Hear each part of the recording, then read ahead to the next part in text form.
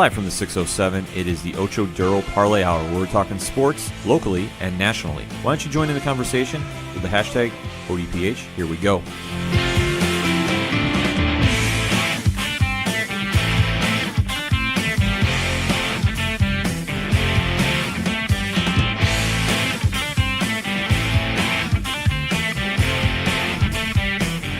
Welcome to another edition of the Ocho Duro Parlay Hour, hashtag ODPH podcast. I'm your host, Kanem. Joining me in studio on panel this week, it's Padawan Jay. Hello. Coach Duffy is on assignment, but he's going to say he's going to hit up some parlay points later this week to give you the recap because we got to talk some sports. You know the drill by now. If you're a new listener, we'd like to talk to you. Hit us up on that hashtag ODPH on social media. You can find all our accounts on OchoDuroParlayHour.com. And this edition of the sports show, there's no bigger sports story, at least when you talk to the panel, than what went down with the NBA draft lottery. Holy sugar cookies. I think if you listen closely and you were in the tri-state area, being New York, Jersey, even Connecticut, I think maybe even parts of Massachusetts, you could hear the entire collective, however many million people are in New York City, screaming. I am just glad I didn't have a webcam on when we were watching the draft lottery happen. You were controlled. I was being controlled because I was trying to focus all the karma I could. Coach Duffy was doing the same thing because this was the year that we had, as Knicks fans, hope. Yes. This was the promise that we did everything right. We got the max contracts ready to go for the offseason. I'll say, if I remember reading right, this was like the first time that the Knicks had an opportunity at the number one overall pick since what, like the 80s? Yes, it's Patrick Ewing. Yeah. Pretty much. And he was in attendance. So, like, the stars were lined up. They were ready to go. And as the picks were going, Pad, break it down from 10. So, yeah, they get going through, and they were doing 14 through 10. And you know, those picks were in 14 going down. You had the Boston Celtics, Miami Heat, Charlotte Hornets, Minnesota Timberwolves, and then the Atlanta Hawks at number 10. So, you know, congratulations to them. And then at this point, too, to reiterate, too, this isn't like any kind of lottery or draft where your losses really matter, so to speak. It's all based on ping pong balls that decide your fate. Yeah, and if I'm not mistaken, like the order is determined in like the worse your record is, or the higher percentage you have of getting the number one overall pick, the more ping pong balls you have in the whatever this thing is called. Ergo, you should have a better chance at getting it, but antics usually ensue. Right, and at this point, too, the Knicks, Cavs, and Phoenix, I believe, all have the same amount of ping pong balls in the stash. And they all had that 14% chance of getting the number one overall pick. So then we get going through. With the number 9 pick, you had the Washington Wizards. Number 8, you had the Atlanta Hawks. Number 7, you had the Chicago Bulls. This one, if I remember right, played out well for the Knicks when we were going through it because the Phoenix Suns received the number 6 overall pick. Oh, yeah, when that happened, it was like, okay, it's happening. Zion is halfway to New York. Yeah.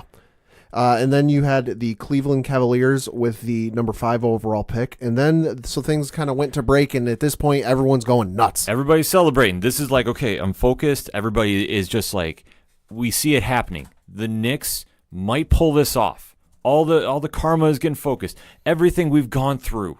I could not believe that we actually got this far. Because usually this time, this is when the ceiling drops for the Knicks, and this is where we're stuck picking. But no, we actually got ahead of Cleveland. We got ahead of Phoenix. We are going into the draft, and things are looking good. And then we come back from break. Yep, and then they come back from break, and the 4 remaining teams were the New York Knicks, the Memphis Grizzlies, the New Orleans Pelicans, and the Los Angeles Lakers. Right. So then we get going and with the number, and so at this point they're really building the anticipation. They got like the background music that's all sort of like getting your nerves up and anticipation going. With the number 4 overall pick, it was the Los Angeles Lakers. Yes! And at that point, all of New York was going crazy. All the watch parties down at all the bars and sports bars down in New York are going nuts. People are cheering. You know, drinks are getting thrown everywhere. With the number 3 overall pick, New York Knicks. And right there, the air lets out of the balloon. Everything crashes down.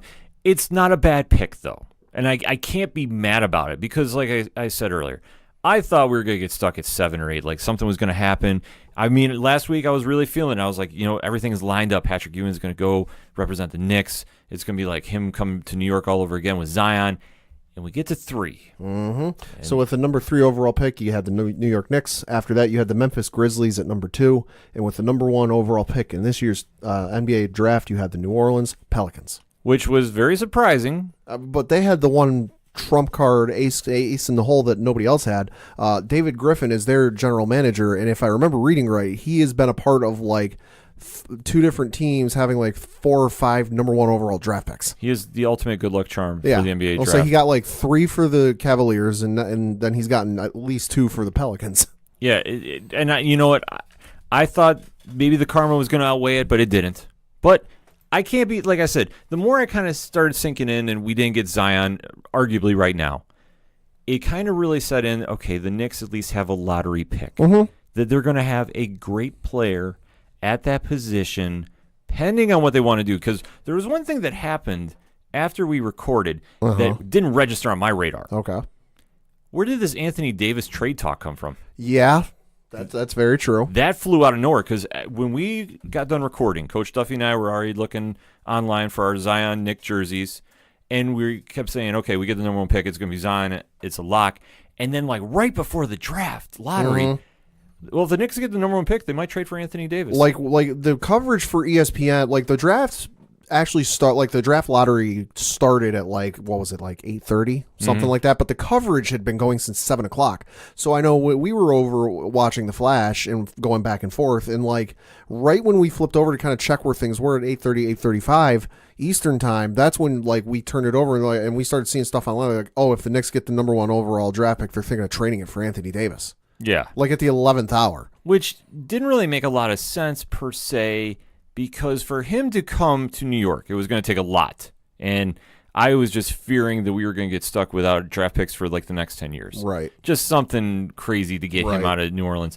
As of right now, because the Knicks don't have a lot of assets to move per se. They do have a lot of young talent, but it's not enough to really move the needle to get a superstar like Anthony Davis out. Right. Especially New Orleans is not a dumb organization. No. They're going to, if they're going to move Anthony Davis, they're going to get a king's ransom and then some. I'll say, let's not forget, now this, we don't know the further dealings with this or what was said back and forth other than the trade offerings, but the Los Angeles Lakers offered everything short of a 50% stake in the Staples Center for Anthony Davis, and they said no. And they couldn't move him, yeah. And which, it's funny now that the rumors of the Lakers trying to get involved in the mix for Anthony Davis again, with what, the 4th pick? I mean, it's not going to be enough to move. For the Knicks to still be in this mix, they would have to move a lot. Yeah. Which I don't think, they're looking young, they're looking future. I don't think they want to blow up the team they got going for a singular player. No, because for him to stay, he would arguably take that cap space they have cleared out for a max contract. Yeah, no, he would. And you'd have only one possible free agent coming over unless they do some really weird economic deals with superstar players who take less money to come. Yeah. I don't see that happening. I just don't. But how it's going to shape out, New Orleans now gets the number 1 pick. Arguably, it's going to be Zion Williamson. You would think, yeah, because while on paper right now, Anthony Davis is still a New Orleans Pelican. And if you're a New Orleans Pelican fan, the prospect of having both him and Zion Williamson down low is very enticing. It is very enticing, but I don't know if it's going to be enough to sway Davis for not wanting out of New Orleans. After last season's drama, I just don't see Zion being the player to come in and just mend that fence, so to speak. I think if it were a scenario where, it was just a bad season, which teams have that, in the NBA, NFL, Major League Baseball, it happens. If it was just a bad season, okay, like he's not happy, but like he's not, ready to burn every bridge just to get out of there. But for everything that went on and everything that was said, that like he was healthy, he was ready to play, and they're sitting him on the bench. Yeah, just how that situation ended last season is still ringing out like bells right now. He's not going to forget that anytime soon. Yeah, he can't forget that. There's no way you can. You, as the star player, and to have the organization, which, hey, they made the call. Can't fault him on it. No. Player doesn't want to be there. You still have to run your business. Yeah. I get that. But when you sit your star player down and now you're just saying, hey, we got the number 1 draft pick, you still want to come back and let's work things out, that's tough. Yeah. That's really tough. I don't know if they can swing it. I genuinely don't. So to see where they go now, I think the only team that is pretty much locked in for their player is Memphis, who's going to take Jay Morant from Murray State. Yeah. I think that is as much of a lock, and I think that they've all but publicly said that, that's going to be the case. Yeah. Unless he goes number 1, but I don't think that's going to happen. No. I see that being Zion unless they move the pick. For New Orleans, it's kind of a win-win situation for them. They take Zion Williamson, and let's just say in some weird, bizarre world, if it happens, Anthony Davis stays. Great, we've got two great big men down low. Mm-hmm. If Anthony Davis leaves, hey, we're going to draft Zion Williamson. Hey, we got another big man down low. We're okay. Yeah, it's going to be an interesting scenario, and they have a lot of flexibility of what they want to do with this. Because obviously, if they want to trade Anthony Davis, there will be teams that are going to have to mortgage their future for the next 5 seasons, arguably, to get him out of there. But if they want to keep him, they could still move that number 1 pick. Let's not forget that. Because the scenario could be the Knicks could say, hey, we still want to go after Zion. What do we do to move up from 3 to 1? And what would that take? Let alone the Lakers could want to move up and try making a deal. Because I can't see, even though with all the turmoil that was going on there, and then obviously with what happened with Magic Johnson resigning and everything coming out with that now has just been absolutely wild. If the Lakers organization can move up now and get a star player like Anthony Davis out, I mean, I don't know what they can do to get him out of there unless they move the 4 and something else. They got to move the 4 and they got to figure out a way to up their package from last year, which was already insane. Yeah, and they like I said, they offered the farm short of a 50% stake in the Staples Center, and New Orleans still said no. Right. So what? Like nothing has changed in that you've acquired some pieces or draft picks in a trade that like, hey, we can offer you more trades. We can offer you these other players. Like nothing has changed. You're still dealing with the same assets. That's the thing, and I don't know how you answer that if you're the Lakers. You literally said everybody but LeBron. And you can't move LeBron out of there. No. He's locked in there for the next 3 seasons. You can't move him. Yeah. Well, they could because he does not have a no-trade clause. So they could, in theory, trade him, but will they? No. No, they won't do that. I mean, it would just be too messy to try moving him out of there. Yeah. I can't see him. You would trade the best player in the league, arguably. Mm-hmm. For what? Yeah, I mean, for Anthony Davis, no. I mean that's it. It's a very tricky situation if you're going to try doing that, but I can't see them doing that. I think you went all in on LeBron last year as a free agent. You're stuck in that situation. Yeah, you have to hope you can entice a superstar player to come along and play with him in LA. Mm-hmm. Otherwise, I don't know what you do out there, Laker fans. Right. I really don't. But for New Orleans, they have a lot of options. And for the Knicks, they have some options now, too.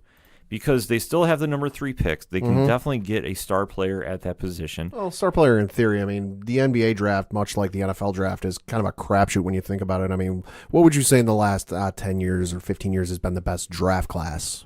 I would say to the 2003 one with LeBron, Wade, and Carmelo, and Bosh. I mean, that's the one that's produced a lot of superstars. Right, yes. So, I mean, you got that one, but let's not forget the Detroit Pistons took Darko Milicic with the number 2 overall pick, and we remember his career. Right. It's just one of those situations that you think, especially with the talent pool that's come out that we know of. I mean, just watching college basketball this year. Yeah. There's a lot of potential, so at that pick, you might find a superstar in there. And for the Knicks, I don't think this will hurt them that bad if they hang on to the pick, because still, you don't have Zion unless you make a crazy deal with New Orleans. And it's not to say they can't. It's not to say they can't. In fact, I'll even throw it out that they might entertain the idea of trading up. Mm-hmm. You'd have to get rid of your picks, and obviously you have some young talent on the team right now to move. I think it all depends where the front office and those involved with the Knicks want to go. Do you want to give up a lot of your current young players for Anthony Davis, or are you happy? Because let's not forget they have DeAndre Jordan down low, which DeAndre Jordan is no Anthony Davis, but he's a very serviceable center down low. He can get the job done for you. But would you rather trade however many of your young players it's going to take and the draft pick for Anthony Davis and go Anthony Davis and then hope you get Kyrie and KD? Or do you want to hold on to your young guys and keep building while adding a couple superstars in there? I think if I'm the GM of the Knicks, I keep my young talent. Yeah. Unless I know for a fact I am going to get the 2 max contract free agents next year. If I know that for a fact, if I can say lock it in, KD is coming and Kyrie is coming. Mm-hmm. Then I go, okay, if I have those 2 superstars, can I make the trade to get Zion and get rid of everybody else? It's crazy to do. Yeah. But you still have a great team there. Yeah. If you wanted to go that route. Now, would I do that? No. I'd also be afraid of doing it myself because we remember how this went when the Lakers were trying to get it. And they, Magic Johnson has come out in the last couple days on First Take on ESPN and said, he told the general manager of, New Orleans that, oh, hey, let's keep this private. Let's keep this, between us. And it got out. And it really got ugly. And you could see how it affected the players on the court with all this, bulletin board material going on. Would you want to have a repeat of the same scenario, just moving across the country into New York? No, because I think the Knicks have already gone through enough. You can't. Yeah, and the media is way more rabid than they are in L.A. Oh, absolutely. If New York does pull off what I think they're going to do in free agency, and that's Kevin Durant and Kyrie Irving, I think that is as much of a lock as you can make. If you keep them around that young talent they have, and I know that there's a couple players that they might move here and there, but overall, if you get those two superstars there, and you can get a third complementary player to step up and really add to that team, the Knicks are going to be scary, and they have some young talent that might be it as of right now, and then who knows who they're going to get at number 3. But if they wanted to go in all in and get Zion, it's tempting. I can't say it's not, but I like if I'm the GM, I can't do that. Right, that's me. But could I see it happening? Absolutely. But that's a hell of a dice roll that I would never throw. Right. But going in with that, the NBA draft is going to have so many storylines going to it. And like I say, I don't doubt a shakeup for that number 1 pick. I don't. Yeah. I'm not saying it's going to be the Lakers jumping up to 1 or the Knicks jumping up to 1, but I don't doubt that maybe you see if Zion gets drafted, Anthony Davis gets moved too. Right. And then New Orleans will get some. I could see that happening in the same night, that whatever team ends up getting Anthony Davis, they do it on draft night, because you'll see that oftentimes. Oh, it'd be huge to do, because obviously the eyes of the league are watching the playoffs now. And Golden State has punched their ticket. Holy so cow. Now they have to make some moves. And dare I say, let me bring up something now too, because I want this will be a good segue point for this. Golden State is now swept Portland, and Golden State has a lot of question marks with next season, but they're doing this run right now, and they've looked great in this series too against Portland without Kevin Durant. If you are the Golden State Warriors and you win this title, and let's say you don't bring back Kevin Durant for this run, for the finals. Right. Let's just say you don't. That you feel he's not ready, whatever the case is with his injury. Do you think that is going to push him out the door even more? Possibly. See, I'm kind of going through that scenario right now, that for all the talk of him coming to New York, and like I said, I think that's a lock. I think it was win, lose, or draw. He was coming to New York anyway, because I think he wants to do a legacy run. Because whoever wins a championship for the Knicks, you go down in the history books of being a legend. It's going to happen. Trust me. But for this playoff series, though, Golden State ran through Portland while breaking a couple records. Yeah, Steph Curry broke Shaquille O'Neal's playoff game. It's one of those long, weird record title things. But Shaquille O'Neal held a record for like a however many game series, points per game since like the early 2000s when the Lakers were in their three-peat. He broke that one, and then he also broke like a most 3-pointers made in a series that he broke his own record from like a couple of years ago. Yeah, it's wild to see. And Draymond Green has stepped his game up in the absence of Durant, which is wild to think, because Draymond, since Kevin Durant has come over, I mean, he's been a role player. He has not. He has not been rocking the boat about complaining about lack of minutes or lack of shots and points. He's been a model teammate. Let's say he and Steph Curry both had a triple-double in the series clinching win last night, which is the first time in NBA history that two teammates have had a triple-double in the same game. Yeah, it's wild to see.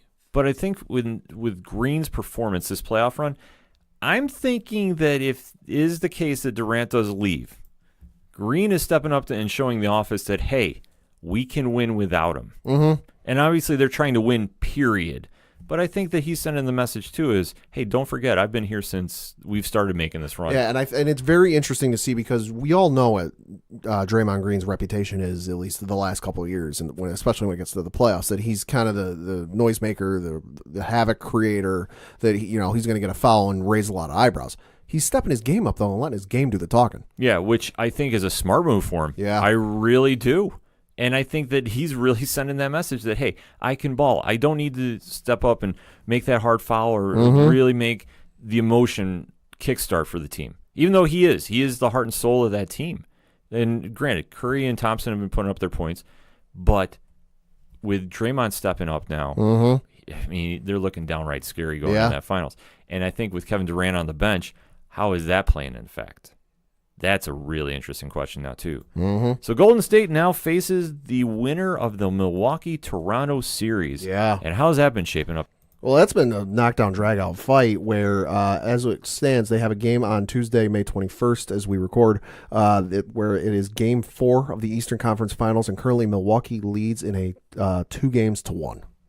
See, this is going to be a battle to the end. I could see this one going 7 because Milwaukee, even though they have had an impressive opening 2 games against Toronto, Toronto's been hanging on. Except those 2 games out of the gate, Milwaukee was trying to make a statement there. Game 1, Milwaukee won by a final score of 108-100, and then in Game 2, they won by a final score of 125-103. However, the Toronto Raptors took Game 3 on Sunday night by a final score of 118-112. See, opening night, everybody's kind of feeling out, but Milwaukee, like I meant, the second game, winning by that margin, I mean, they wanted to try sending that message home. But give credit to Toronto, because now Toronto definitely took their best punch at home and pulled out the win for Game 3. Yeah. So, that being said, that series is far from done. Right. And obviously, heading into Game 4, what's the expectations you have? Giannis is going to score like a madman because as it stands, he's currently averaging 26.1 points per game and is looking like a man possessed.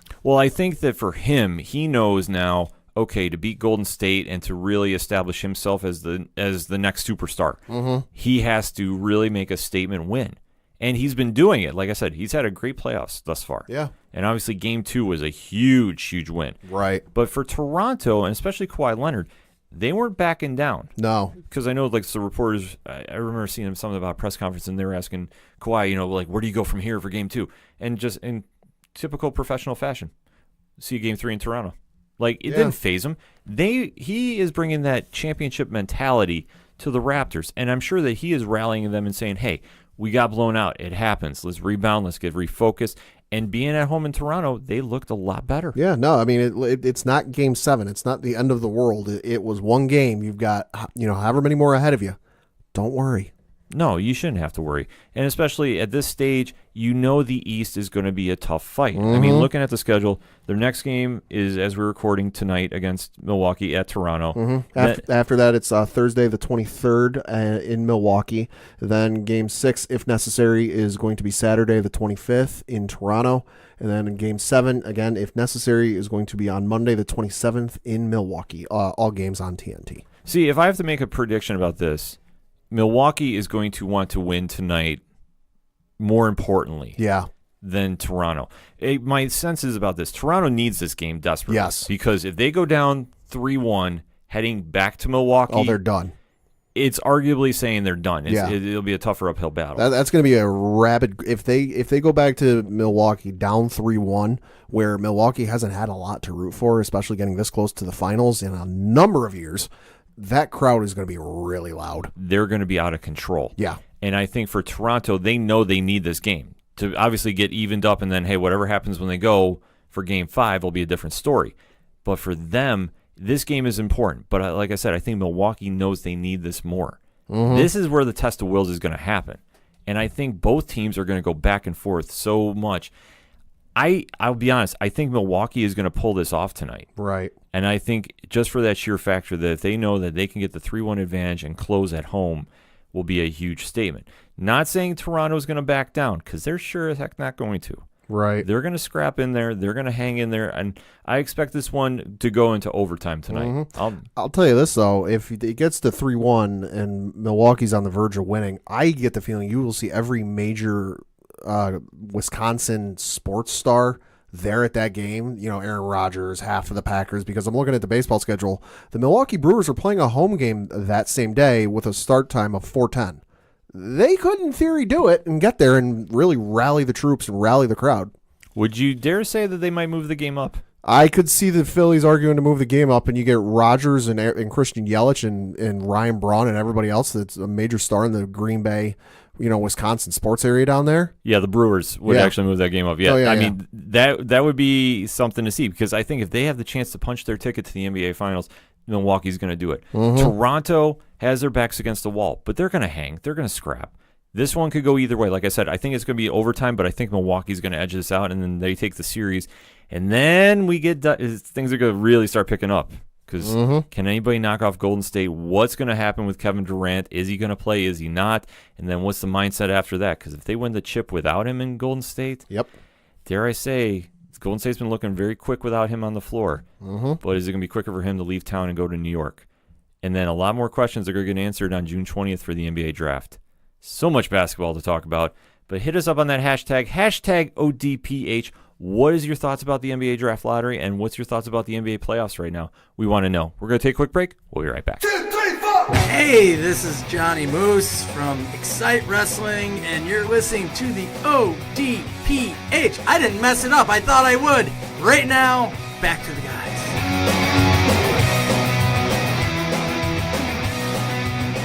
Coming back for another segment on this edition of the ODPH podcast. And speaking of draft lotteries, there was a story that came around right shortly after the NBA draft lottery. We'll say about the same day after, something like that. Yeah, they really kind of caught our attention here at the panel. Yeah, so of course, Tuesday night last week was the NBA draft lottery, where, as we said in the last segment, we kind of figured out who was drafting where in the NBA lottery. And then an official NFL Twitter account at NFL Draft, they're verified, they got the blue check mark on Twitter, tweeted out, "Hey, NFL, we want a draft lottery too."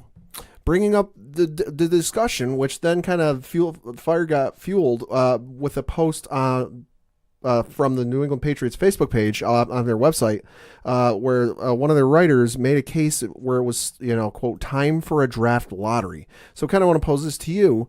Do you think the NFL needs a draft lottery? Hell no. I cannot see this happening. Okay, I understand the NBA does it, and they do this, and I feel that they think it gives more of a chance for teams to get active. I mean, but I think that you go based off the record. Like, the NFL has really not had an issue with, I don't want to say tanking, right? But they haven't had an issue where teams are really just mailing it in, and to the point where there's so many players involved with a football team that it's not like the NBA where you have just 5 on a court. You have 11 and 11 on both sides of the ball. Yeah. For the NFL. So, I mean, that's where it kind of gets a little, I can't really see them switching up the format. Right. Especially because I go by the philosophy, if it's not broke, don't fix it. Right. So, that being said, I just don't see how this would work. I mean, I really genuinely don't. And I think this would be a completely awful idea if they decided to do that. Oh, it totally would. I mean, so let's kind of compare and contrast, because as we kind of discussed this week and last week, with the way the NBA draft lottery works, the worst team in the NBA doesn't always get the number 1 overall pick. That's just the way it works. However, that is the way it works, barring, somebody having the same record and a whole bunch of other, intangibles that factor into the draft order. So let's kind of give a rundown of where, I'll just give you the top 10 and NFL draft picks as it is right now. Of course, number 1 is the Arizona Cardinals. Then you have the San Francisco 49ers, the New York Jets, the Oakland Raiders, Tampa Bay Buccaneers, New York Giants, Jacksonville Jaguars, Detroit Lions, Buffalo Bills, and the Denver Broncos were the 1 through 10 this year. Yep. One of the writer, Gil Brandt, who writes for NFL.com, tweeted out how the 2019 draft order would have shaken out if the NFL had a draft lottery with the same result as last night's NBA lottery. Number 1 would have been the Jacksonville Jaguars.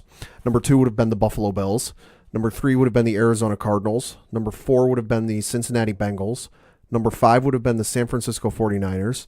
Number 6 would have been the New York Jets. 7 would have been the Oakland Raiders. 8 would have been the Tampa Bay Buccaneers. 9 would have been the New York Giants. And number 10 would have been the Detroit Lions. All right, so looking at that, we would have got the number 2 pick as the Bills. Yeah. Oh, then yeah, let's do this. Get rid of everything and start. No, the thing about the ping pong balls, I think it just should always just keep it based off your record. Yeah. I mean, it's a tough thing, and dealing with percentages and that, and I understand the NBA has the reasons for doing it, and it is what it is. I don't like it personally. Right. I think it should always just be based off record. And, I mean, that's how it is. And it's like you said, in the NFL, you really don't see a history or a pattern of tanking to get, because like, oh, we're going to have a bad team, let's just tank.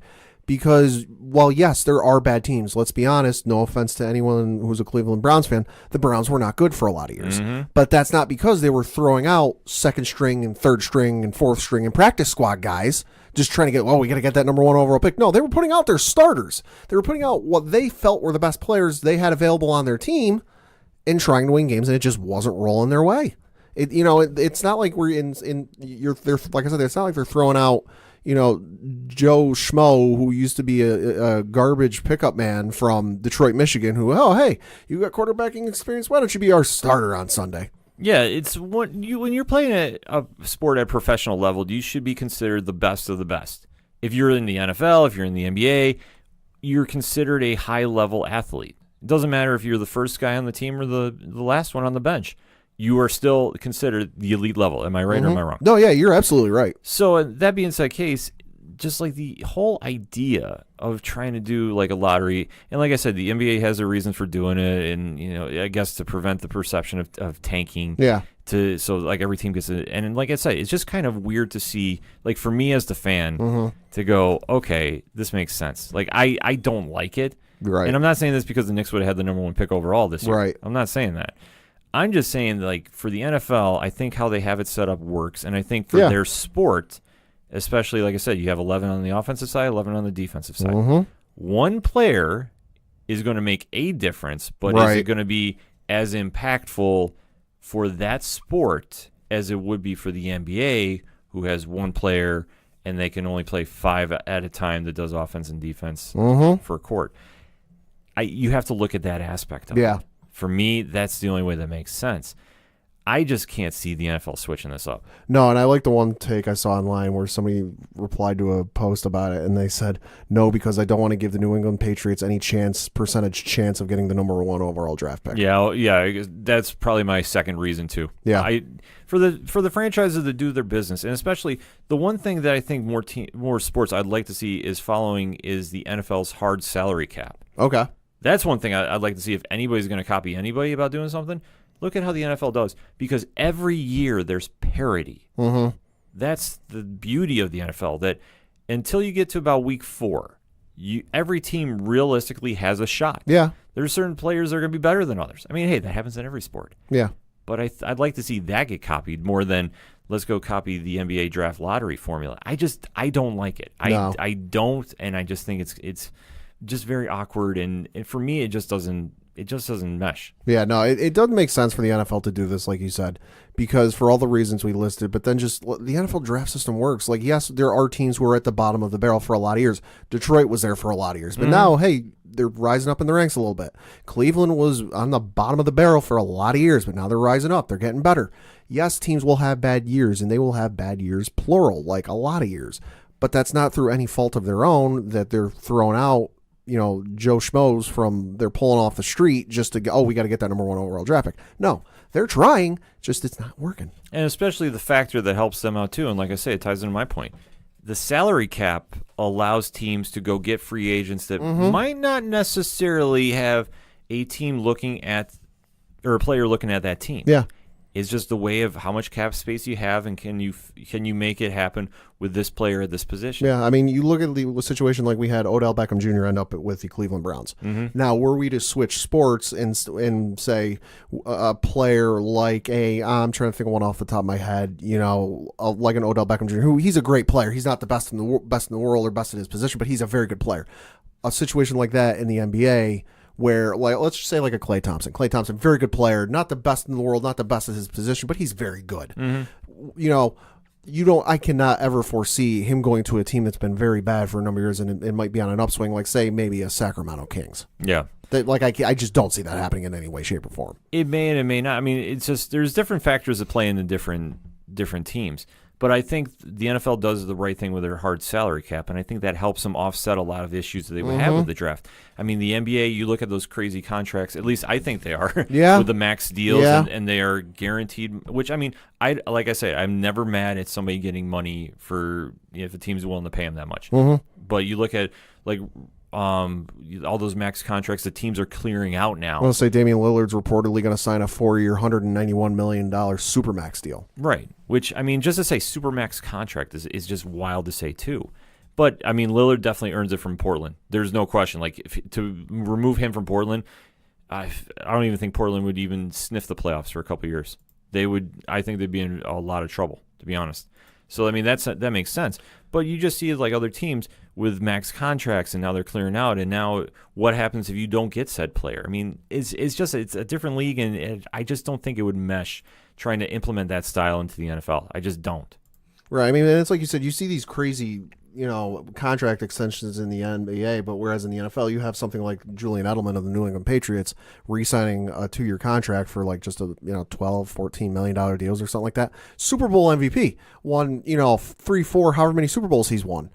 Not getting these mega massive deals like you see. Yeah, it's just one of those things that the NFL does it right in that aspect. I'm not saying they do everything perfect, because they don't. No. Trust me, they don't. But what I think they do is they do a good blueprint for offsetting their draft issues with that hard salary cap. And that's something I'd like to see other sports do, personally. And I think it would offset a lot of questions that teams have about, okay, we're never going to turn our franchise around, and we just have to get really lucky in the draft.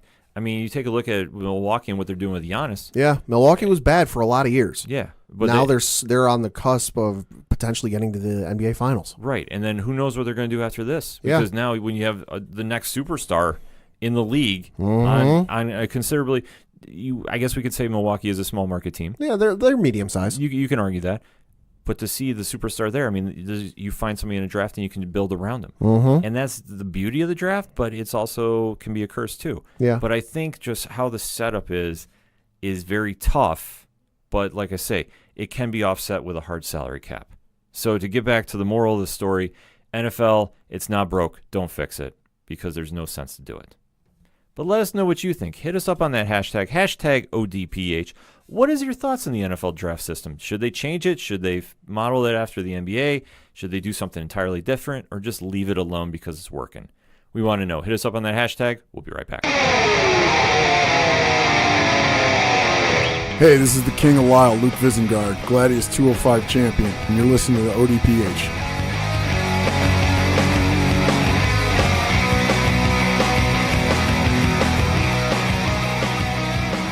Coming back for another segment on this edition of the ODPH podcast, and we got to talk a little UFC. Now, there was a great fight card this past week in Rochester. Yep. And the main event was Rafael Dos Anjos versus Kevin Lee, who stepped up to 170 to fight. So this fight, Pat, how did it end? Dos Anjos defeated Kevin Lee via submission by an arm triangle choke. Now, this fight, to kind of sum it up, Lee definitely stepped up in weight. Usually fights at 155. And he looked good in the first round. He really did. But one thing is, when you step up to a bigger weight class, you put on more muscle. Yes. And what does that do to your cardio? Shortens it a little bit. He looked like he gassed out in the second round, in my opinion. He looked very bad. I think I heard during his corner talk when obviously they filmed the cornermen talking to you in between rounds. It's going to be a battle of attrition, and just when you start hearing that early, it's like, oh, that's not a good sign. And I think just the weight cut was just too much to move up. In my opinion, I think it did. Dos Anjos, he weathered the storm early, and he just showed that what a seasoned veteran he is in MMA. And obviously when he got the arm triangle on him, it definitely looked, like he had it locked in, and he looked good. Obviously bouncing back, because I know he's lost his past couple fights. So going from there, I'm not sure what's going to happen with him at 170. No. If he wants to stay up there, because that could go either way. And for Lee, I think he's going to go back down to 155. I think he'll be a lot better there. Yeah. I don't know if he would ever consider dropping to 145. I think that'd be too risky of a weight cut, and I'd rather see a fighter healthy than than trying to make a crazy weight like that. I think we do got to give a shout out though to Michael Pereira, who defeated Danny Roberts on the preliminary card on ESPN. Michael Pereira won Performance of the Night along with Grant Dawson. But if you have not seen the flying knee knockout Pereira had on Danny Roberts, look it up. It's on the ESPN MMA Facebook page. My God. Yeah, he definitely caught him with that shot. Like, that is definitely worth a watch. If you haven't seen it, you should definitely check it out. Yeah. And that wasn't the only big news coming out this week from the world of the UFC.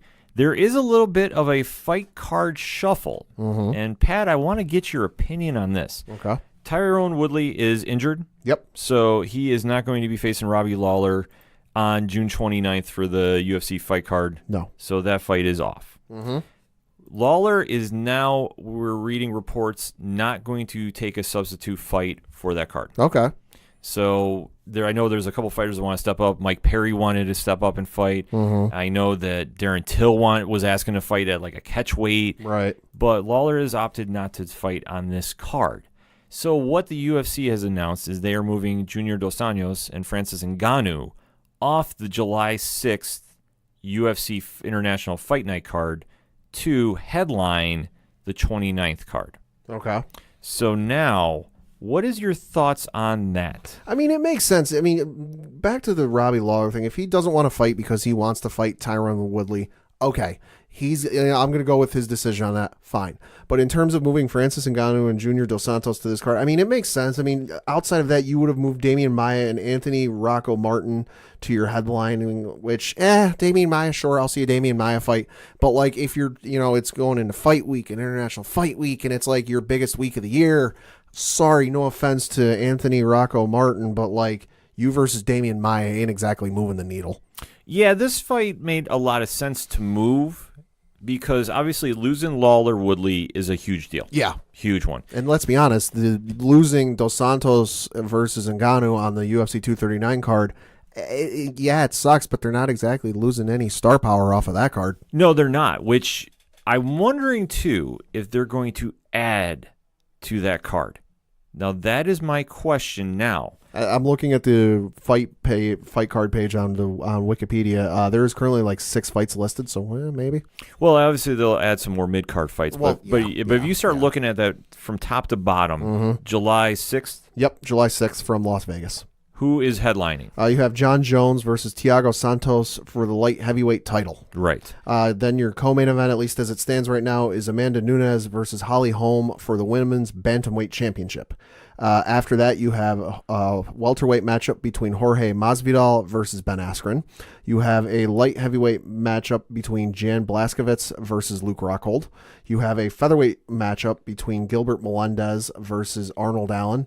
And then you also have Diego Sanchez versus Michael Chiesa on that card. Right. I mean, that card is stacked as is. Mm-hmm. So to take Dos Anjos and Ngannou off that, okay, I would be happy to see the fight happen. Yeah. I'm glad they didn't decide. Well, you know what? I was actually thinking they were going to try moving Cerrone and Ferguson. Oh, Lord. I thought that was going to happen, but I'm like, no, just leave that fight alone and just nobody asks Cerrone to step up and fight. No. Him versus Ferguson needs to happen. And Ferguson needs to stay healthy. Yes. I don't care how you have to make this fight happen. Just make it happen and make it happen when it's scheduled. Nobody move anything up because I was getting worried that was going to happen. But to take JDS and Ngannou off makes a lot of sense. You give them the main event thing, and that's a main event fight too. Yeah. But now looking at the main card as it stands, it's still stacked for July 6th. Mm-hmm. There is an opening, per se. Would you want to put a fight in there if you were booking? I don't think so, just because we went through the list of the major fights that are on that card. There are already a lot of big to name fights on this card, and so I don't think I would want to, just because no matter who I throw in there, if it's a big name, they'd get lost in the shuffle. And I think in turn that's also why it's a good thing the Dos Santos and Ngannou fight got moved off of there, because that by itself will headline any card on any platform the rest of the year. Like putting it on the UFC 239 card, while good and it's a great fight to have on that card, it almost might get lost in the shuffle with something else that happens that night. Whereas with this, okay, you give your 2 big heavyweights a chance to knock each other out and really make headlines and not get lost in the shuffle. Right. I mean, this fight card is so stacked. I don't think you need to add somebody. I could almost see Conor McGregor trying to tweet to get on this card. Yeah, I can see him doing that. And then I'm just trying to think who in the lightweight division is available, and the only one that I can think of right now is Justin Gaethje. I don't know if they would make that fight. I mean, that would be a hell of a fight. You want to talk Rock'em Sock'em Robots? There you go, because Gaethje will bring the fight to McGregor. And you won't have to worry about getting taken down like you did against Khabib, because that will just be a stand-up, straight-up slugfest. But the only question would be then, if you added Conor there, would you make that 5 rounds, or would you keep it at 3? Well, Conor would want it 5 rounds. He'd want 5 rounds. But are you going to placate that and make that a triple main event, so to speak, and do that, and then have 3 5-round fights for your main top half of your card? Because you have 2 title defenses. Right. So I don't know if you would do that. I mean, definitely to put Conor on a card, it would just be the cherry on that sundae, so to speak. And you know the buy rates would go through the roof. Oh, God, yeah. But I don't know if you want to do that. And like I said, I'm just throwing Gaethje's name out because I can't think of him fighting anybody else right now. Right. I think he's kind of waiting in the wings for a fight. So that would be a very interesting move by the UFC if they wanted to do that. I can't see them putting anybody else in there at this time. No. And obviously they don't need to. And No. for Lawler, if he wants to fight Woodley, or I hear he wants his rematch against Askren, Okay. I'm okay with either. Yeah. So if he wants to sit and wait, as much as I hate to see that, because I like watching Robbie Lawler fight, because if you want a fighter that's going to go in there and leave it all in the cage every time, prime example. Mm-hmm. He'll definitely earn your pay-per-view dollars, folks. Yes. So to see what he wants to do after this is anybody's guess. But to wrap this segment up, though, Pat, final thoughts on the moving of the card? Anything going on with that? Real interested to see where things shake out, whether they add anybody, whether they'll keep it as is, because there's some very interesting fights coming down the road, and I can't wait for them to get here. Yeah, every time it kind of leads into International Fight Week, it's always a big deal for the UFC. And especially this year because they don't have the Ultimate Fighter going on, too. Right. Because they usually have the finale right before their big pay-per-view at the end of the week. Yep. But to move Dos Anjos and Ngannou up a week is not going to be the end of the world. And obviously, I think there's a lot of people that had tickets for July 6th that really are going to be upset by this. But you really can't be that upset because No. the card is so stacked. Mm-hmm. And it's only going to build from here because they haven't finalized it. But with the fighters that they have named for the main cards as of right now, Yeah. you do have 3 main events, in my opinion, with Masvidal and Askren being that third main event, along with Nunez and Holly Holm and Santos, who is already starting to talk some real crazy talk to John Jones right now. Yeah. I read some of those playbacks, and it was like, yeah, I don't know if that's the route you want to go. So that's a line you don't want to poke. Yeah, I'm just going to leave that, and if you want to go search that out, you can, ODPH listeners, because I'm not going to go near that one. But the UFC is getting ready to make another big run of fights and just going right into the summer. It's a great time to be a UFC fan. Mm-hmm. But let us know what you think. Hit us up on that hashtag ODPH. What is your thoughts about Robbie Lawler stepping down and waiting on a replacement fight? What is your thoughts now on the new main event for the June 29th UFC Fight Night card? Where do you think happens with RDA and Kevin Lee going from here from their UFC Rochester night? And what do you think about the July 6th UFC International Fight Week card? So much UFC action going on. We want to interact with you. Hit us up. We're going to take a quick break. We'll be right back.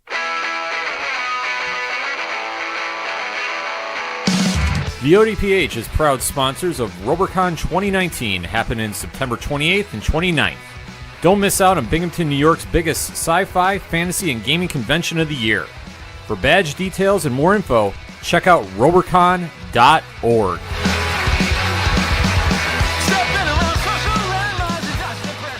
Coming back for the final segment on this edition of the ODPH podcast, and let's get into the local minute, shall we, Pat? Yeah, of course, we're talking local minute during the spring and summer. We're talking Binghamton Rumble Ponies action. Yeah. Over the weekend, they had a 4-game series against the Trenton Thunder, of course, the AA affiliate of the New York Yankees, kind of a minor league subway series. They split those games, winning 2 and losing 2. They are currently in the second game of a 3-game series against Bowie. They took game 1, winning by a score of 3-1. They're playing game number 2 as we record, and they will have the final game of that 3-game series on the 22nd before they are off on the 23rd, and they return home for a 4-game series against the Trenton Thunder. Thunder. So we got a little Subway Series action coming to the Binghamton area this weekend. For more information, bingrp.com. But we do have some interesting Rumble Ponies news. Okay. It was reported today by MLB insider John Heyman that Ruben Tejada, of course, who played a couple seasons down here in Binghamton, will be rejoining the AA Binghamton Rumble Ponies on Tuesday. So he might be in the game. He might be in the game right now as we speak. Interesting. A little interesting to see him back in a Binghamton Rumble Ponies jersey. A good familiar face returning. Absolutely. I mean, it's going to be a fun time getting down to the stadium, especially Memorial Day weekend coming up. So definitely bingrp.com for more information. Get ready for that. Yep. So let's go around those bases, shall we? Yeah, of course. I'm going to talk a little baseball. Actually, I'll get to something else in a minute, but I got to talk baseball because the one thing I always tell people is baseball is very weird in some of the things and oddities that happen. The New York Yankees and Boston Red Sox, of course, have one of the most, if not the most storied rivalry in all of sports history. I mean, you can go down the line. It's the storied. Yeah, so the Boston Red Sox and New York Yankees will be playing in London, England next month, where for the first time in over 2,200 games between the two, they will be playing on artificial turf and not grass. Interesting. Yeah, so that was just one of those weird things I read. I go, wait, what now? Yeah, so when they go over to play a baseball game over in London, which that's the other thing that's going to be weird because they want to bring out the pinstripes for the overseas crowd. The Yankees will be the visiting team, so this will be a home series essentially for Boston. So normally the Yankees would wear their road gray uniforms. They're bringing the pinstripes, and both teams will be in their home field jerseys. So that'll be a weird look to see. That is, I'm just trying to soak that visual in, and that's real crazy. That's going to be a little weird. And then my other one, of course, we had the Preakness Stakes over the weekend, of course, the second leg of the Triple Crown. However, there will be no Triple Crown winner this year because the winner over the weekend was War of Will, who was a 6-1 favorite going in. But that's not the big story. I'm noticing a trend this year with the big 3 horse races. Of course, the Kentucky Derby, the Preakness Stakes, and the Belmont Stakes is coming up later this in June, June 8th to be specific. But Kentucky Derby, the horse that won the race isn't the story. Preakness Stakes, the horse that won isn't the story. The story everyone's talking about is Bodie Express. Now, if you haven't seen the video, I highly encourage you to look up this video because I read about it. I could not believe it. So you've all seen horse racing, or if you haven't, they line them up in these gates at the starting block, and they put them in there, and then the horn goes off, the gates open, and they take off running.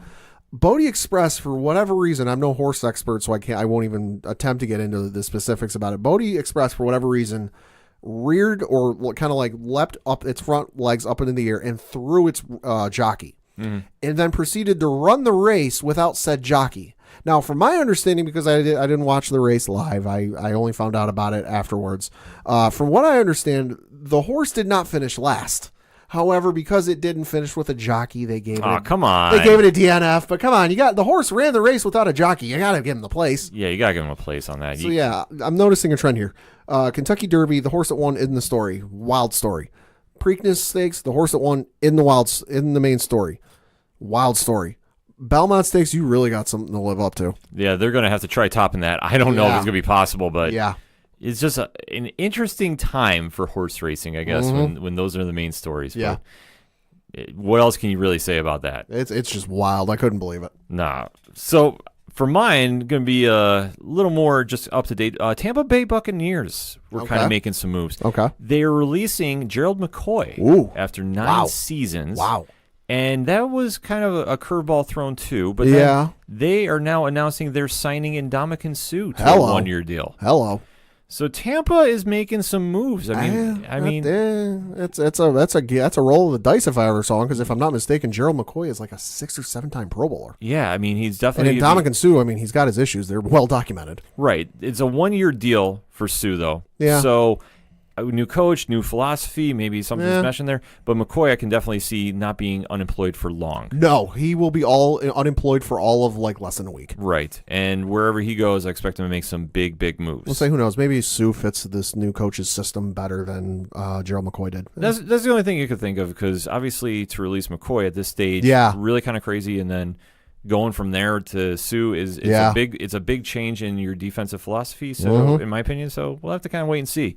And to close out the show, we did talk a little UFC this weekend, but there was one combat sport that stuck out for one very particular reason. There was a fight in Brooklyn this weekend between Dominic Breazeale and Deontay Wilder. You know, I might have heard about this one. And Wilder knocked Breazeale out in 29 seconds. Yeah. He basically hit him with the Infinity Gauntlet, and you can find memes of this all over the internet. He made sure the fans got home without any travel issues. Oh, my God. Holy cow. We talk a little bit about boxing on here. There are certain fighters we follow. We follow Canelo Alvarez. We follow Triple G. And Triple G won that fight, the trilogy, so I don't need to see a third one, but I'm going to keep bringing that up. This fight, though, Wilder is on a roll and is just growing his stock for mainstream fans. Not if you've known boxing, you do know who he is, but this knockout has been getting shown everywhere. So where does he go from here? There is only 2 fights that need to happen with him. The fight I want to see, and then the fight I think is going to happen first. The fight I want to see is him versus Anthony Joshua. This fight is long overdue. Long overdue. Yeah. This needs to happen. I don't understand what the holdup is. If you talk to both camps, I hear a lot of different stuff when I'm reading and trying to get information about this. Whatever it needs to happen, this will arguably be on the same level of Triple G Canelo. This will be under the Mayweather-McGregor level, so to speak. Right. But if you're talking the best boxing match you can make, bar none, this is the fight you make. You can't make anything better. What I think is going to happen first is Tyson Fury and Wilder are going to have their rematch. Right. Which is understandable. I get it.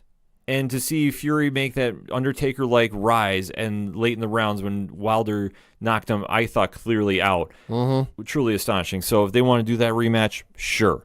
But for my money and my interest, Joshua Wilder needs to happen. Without question. I think if Deontay Wilder really wants to make a big fight or have a big fight happen, you need to strike now while the iron is hot. Because I'm looking at YouTube, Showtime Sports posting of the video of the knockout currently as we record, and it was posted 2 days ago on YouTube's. It is sitting at 1.3 million views, and then SportsCenter as well shared the knockout video on their Facebook page. Again, posted it on Saturday at 11:30 p.m. That is sitting at 3.2 million views as of recording. Like, there's a lot of people who've seen this fight, and if you make a big name fight with him and somebody else, do it now while everyone remembers the name and is very interested. It'll be the smartest move boxing has done since they actually got Canelo and Triple G to fight in their primes. Yeah. Not Pacquiao and Mayweather 5 years too late. 10 years too late, but yeah. However, man, this is, if you're a boxing fan, you need to see Joshua Wilder happen. I don't care how you got to make this fight happen. Make it happen, especially right now. The fight is there. Wilder is ready. Let's go, if I can quote Coach Duffy. I'm going to. Let's go. Make this fight happen, folks. And if you have not seen that knockout, Pat just mentioned a couple places you can find it. You need to see it, and then after seeing this fight, you'll go, yeah, I completely get what Ken was saying. I'm going to add it to the list of times I've seen a fighter's soul leave his body in a knockout. Yeah, this was like... I would say Alistair Overeem, Francis Ngannou is on that list, but yeah, this is getting added to it. Yeah, this was like in Avengers Endgame when the Ancient One hit the Hulk, and you saw the soul leave the body of Bruce Banner there. Yeah. And then it is exactly the same. Yeah, it is. It is something to see, and if you're a boxing fan, a combat sport fan, you need to have this fight happen. I'm going to drill this home. This fight needs to happen. Get the hashtags up. Let's do it, folks. Yes. And that's all we got for this week. So for Padawan J. Thank you. I'm your host, Kenem. Thank you, as always, for listening to the Ocho Duro Parlay Hour. Hashtag ODPH podcast. See you next time.